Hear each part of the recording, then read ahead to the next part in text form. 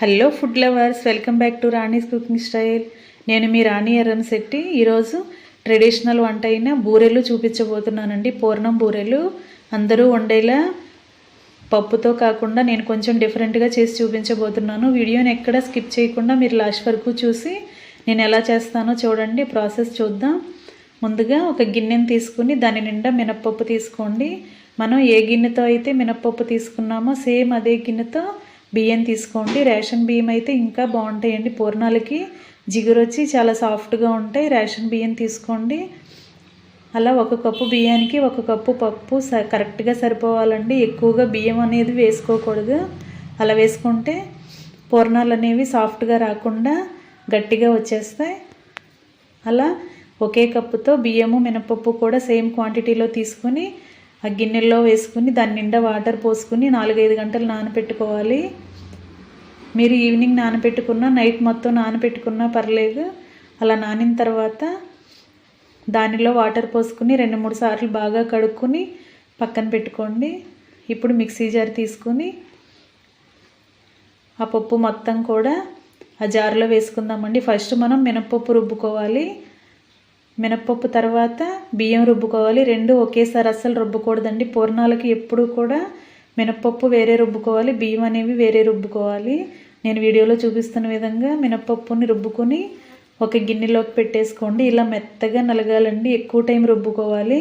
మనం గ్రైండర్లో రుబ్బకపోయినా మిక్సీలో రుబ్బినా సరే పూర్ణాలు అనేవి చాలా సాఫ్ట్గా దూదెల్లా వస్తాయి. ఇలా మీరు రుబ్బుకోండి. ఫస్ట్ మినప్పప్పు రుబ్బుకుని మొత్తం కూడా ఒక మిక్సింగ్ బౌల్లోకి వేసేసుకుందాం. ఫ్రెండ్స్, క్యారెట్ బూరెలండి ఇవి. క్యారెట్ హల్వాతో బూరెలు చేసి చూపించబోతున్నాను. మనం శనగపప్పు బూరెలు చూస్తూ ఉంటాం కదా, ట్రెడిషనల్గా పండగ సందర్భాలు వచ్చినప్పుడు పూర్ణంతో బూరెలు చేస్తూ ఉంటాం, శనగపప్పు పూర్ణంతో. కానీ ఇప్పుడు నేను క్యారెట్ హల్వాతో పూర్ణాలు చేసి చూపించబోతున్నానండి. చాలా టేస్టీగా, అలాగే ఈజీగా, కొత్తగా నేర్చుకునే వారికి కూడా సింపుల్గా అర్థమయ్యేలా చేసి చూపిస్తాను. వీడియోని ఎక్కడ స్కిప్ చేయకుండా లాస్ట్ వరకు చూడండి. ఫ్రెండ్స్, పప్పు రుబ్బుకొని గిన్నెలో పెట్టుకున్నాం కదా. ఇప్పుడు వేరొక మిక్సీ జార్లో బియ్యం కూడా రుబ్బుకొని తీసుకోవాలండి. బియ్యం అనేవి చాలా మెత్తగా గ్రైండ్ చేసుకోవాలండి. అస్సలు బియ్యంలో కొంచెం కూడా పలుకులు అనేవి తగలకూడదు. పూర్ణాలకి మాత్రం ఎప్పుడూ కొంచెం పలుకు తగలకూడదు. దోశల పిండి కన్నా కూడా చాలా సాఫ్ట్గా రుబ్బుకోవాలి. ఎక్కడా కూడా మనకి బియ్యపు గింజ అనేది కనిపించకూడదు, తగలకూడదు. అలా తగిలిందంటే పూర్ణాలు అసలు కరెక్ట్గా రావండి. ఆయిల్లో వేసినప్పుడు పైకి పేలుతాయి, అలాగే అవి బయట పడుతూ ఉంటాయి, చింది బయట పడుతూ కిచెన్ నిండా పడుతూ ఉంటాయి. అలాంటప్పుడు మన హ్యాండ్స్ అవి కాలే ప్రమాదం ఉంటుంది. కాబట్టి జాగ్రత్తగా రుబ్బుకోండి. బియ్యాన్ని రుబ్బుకున్నప్పుడు ఎప్పుడు సాఫ్ట్గా రుబ్బుకుని పలుకులేమీ లేకుండా సాఫ్ట్గా రుబ్బుకోండి. ఇప్పుడు ఆ రెండింటిని ఒక మిక్సింగ్ బౌల్లో వేసుకుని బాగా కలుపుకోండి. ఇలా బాగా కలుపుకోవాలండి. కొత్తగా నేర్చుకునే పిల్లలు కూడా ఏం కంగారు పడకుండా నేను వీడియో చూపించిన విధంగా మీరు ప్రిపేర్ చేసుకోవచ్చండి. వీడియోని ఎక్కడ స్కిప్ చేయకుండా లాస్ట్ వరకు చూడండి. అలాగే ఫస్ట్ టైం నా ఛానల్ని విజిట్ చేసేవారైతే రన్ అవుతున్న వీడియో కింద నా ఫోటో పక్కనే రెడ్ కలర్ ఆప్షన్ టచ్ చేసి ALL ఆల్ అని బెల్ ఐకాన్ని యాక్టివేట్ చేసి నా ఛానల్ని సబ్స్క్రైబ్ చేసుకోండి. నేను కుక్ చేసి వీడియో పెట్టిన వెంటనే మీ ఫోన్కి నోటిఫికేషన్ వస్తుంది. ఇలా రుబ్బుకుని పక్కన పెట్టుకున్నాం కదా, ఇలా నానపెట్టుకోవాలండి. 2-3 గంటలైనా నానపెట్టుకోవాలి. రుబ్బిన వెంటనే మనం వేసుకోకూడదు పూర్ణాలు అనేవి. 2 గంటలైనా కనీసం రుబ్బిన పిండి బాగా నానాలి. ఇప్పుడు క్యారెట్ హల్వా ప్రిపేర్ చేసుకుందామండి. ఇలా 1/2 కేజీ క్యారెట్ తీసుకుని దానిపైన పీల్ మొత్తం తీసేసుకోవాలి. తీసుకుని అలా చివర్లు కట్ చేసుకోండి. పై పీల్ అనేది అస్సలు ఉండకూడదండి. క్యారెట్కి చాలా పీల్ తీసుకుని నీట్గా పెట్టుకోండి. కడుక్కుని పక్కన పెట్టుకోండి. ఇప్పుడు క్యారెట్ని తురుముకుందామండి. ఇలా క్యారెట్ని నేను వీడియోలో చూపిస్తున్న విధంగా తురమండి. క్యారెట్ తురుము అనేది మ్యాష్ అయిపోతున్నట్టు ముద్దలాగా రాకూడదు, చక్కగా పొలుకులుగా కనిపించాలండి. క్యారెట్ అనేవి తురుము అనేది మనకి తురుముగా కనిపించాలి. నేను వీడియోలో చూపిస్తున్న విధంగా ఇలా పలుకులుగా కనిపించాలి. చూడండి, నేను చూపిస్తున్నా కదా, ఇలా క్యారెట్ తురుము అనేది ఇలా సన్నగా బారుగా పడాలి. అలా పడేటట్లుగా చక్కగా నీట్గా తురుముకోండి. మ్యాష్ అవుతున్నట్లు ముద్దలాగా అస్సలు చేయకూడదు. ఇలా తురుముగా తీసుకోవాలి. ఆ 1/2 కేజీ క్యారెట్ని కూడా అలా తీసుకుని ఒక బౌల్లోకి పెట్టేసుకుందాం. కొత్తగా నేర్చుకునే పిల్లలకి ఈజీగా ప్రాసెస్ అర్థం అవ్వాలని నేను చూపించబోతున్నానండి. ఈ క్యారెట్ తురుమంతా కూడా ఒక కప్పులోకి తీసుకోండి.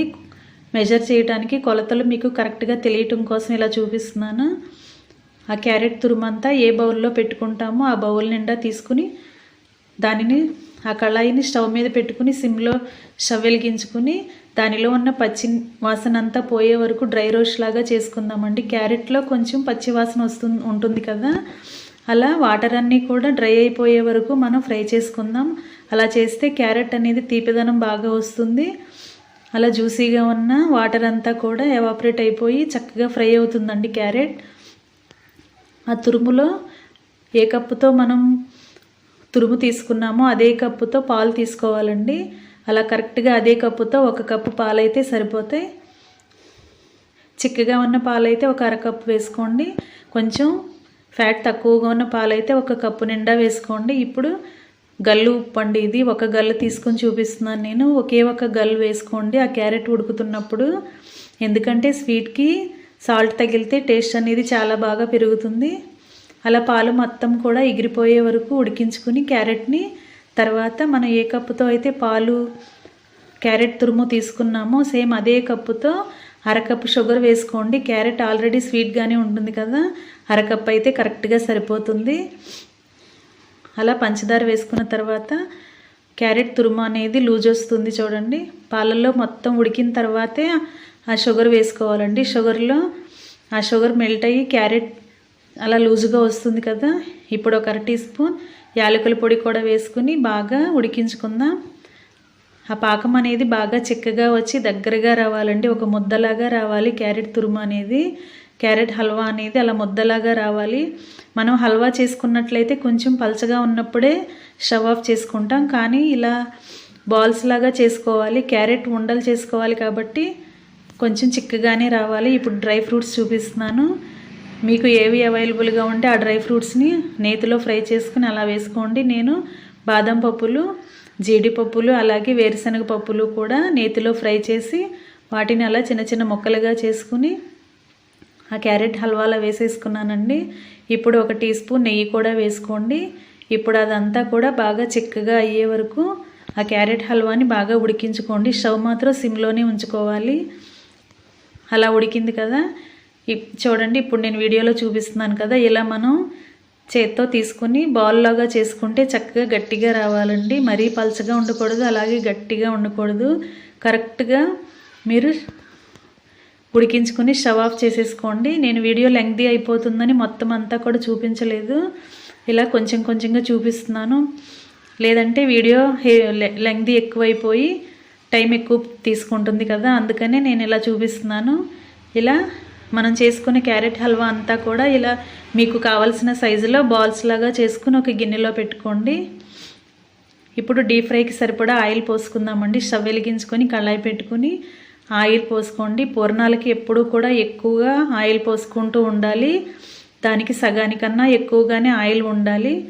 ఇప్పుడు రుబ్బిన పిండిలో టేస్ట్కి సరిపడా సాల్ట్ అలాగే 1/2 టీ స్పూన్ వంట సోడా ఉంటుంది కదా, అది కూడా వేసుకుని అవి 2 పిండిలో బాగా కలిసే వరకు కలుపుకొని ఇప్పుడు క్యారెట్తో చేసుకున్న బాల్స్ ఉన్నాయి కదా వాటిని ఈ పిండిలో ముంచుకుని అలా గరిటెతో వేసుకోండి. కొత్తగా నేర్చుకునేవారు కంగారు పడుతూ ఉంటారు కదా ఆయిల్ కాలుతుంది అని, వారి కోసం నేను చూపించబోతున్నానండి. ఇలా చారు గరిటె ఉంటుంది కదా, ఆ పూర్ణాలన్నీ కూడా క్యారెట్ పూర్ణాలన్నీ కూడా పిండిలో వేసుకుని ఆ గరిటెతో ఒక్కొక్కటి ఇలా వేసుకోవాలి. ఆయిల్ బాగా కాగినప్పుడు చక్కగా మనం వేసిన పూర్ణాలు అనేవి పైకి పొంగి తేలుతూ ఉంటాయి. అలా కరెక్ట్గా వచ్చిన తర్వాత ఈవెన్గా అన్నీ డీప్ ఫ్రై చేసుకుని అలా తీసేసుకోవటమే. ఫ్రెండ్స్, నా ఛానల్ని కనుక ఫస్ట్ టైం చూస్తున్న వారైతే రన్ అవుతున్న వీడియో కింద సబ్స్క్రైబ్ ఆప్షన్ టచ్ చేసి ఏఎల్ఏ ఆలని బెల్ ఐకాన్ని యాక్టివేట్ చేసి నా ఛానల్ని సబ్స్క్రైబ్ చేసుకుని నాకు సపోర్ట్ చేయండి. చూడండి ఫ్రెండ్స్, ఇలా మనం చేసుకున్న క్యారెట్ బాల్స్ అన్నీ కూడా అలా పిండిలో డిప్ చేసుకుని అలా గరిటెతో వేసుకోండి. చేతులు కాలుతాయని ఎవరు భయపడకుండా ఈజీ ప్రాసెస్లో చెప్తున్నానండి నేను. అలా చేసుకుని అవన్నీ కూడా ఒక ప్లేట్లో పెట్టేసుకుందాం, చల్లారి పెట్టుకుందాం. ఫ్రెండ్స్, క్యారెట్ పూర్ణాలు చాలా చాలా సింపుల్ అండి, ఈజీ అండి. అలాగే టేస్ట్ అనేది చాలా చాలా బాగుంటుంది. చక్కగా మనం ప్రాసెస్ కొంచెం టైం తీసుకున్నా సరే ఇలా ఎప్పుడూ తినే శనగపప్పు పూర్ణాలే కాకుండా ఇలా క్యారెట్ పూర్ణాలు కూడా మీరు ఒకసారి చేసి టేస్ట్ చేసి మీ ఫ్యామిలీ మెంబర్స్కి సర్వ్ చేసి ఎలా కుదిరిందో నాకు కామెంట్ చేయండి ఫ్రెండ్స్. మీకు నచ్చితే కనుక చివరిగా లైక్ చేయటం మాత్రం మర్చిపోకండి. అలాగే ఈ వీడియోని మీ ఫ్రెండ్స్కి, ఫ్యామిలీ మెంబర్స్కి, రిలేటివ్స్కి కూడా షేర్ చేయండి. మీ సపోర్ట్ నాకు ఇస్తారని ఆశిస్తున్నాను. Thanks for watching. నేను మీ రాణి ఎర్రంశెట్టి.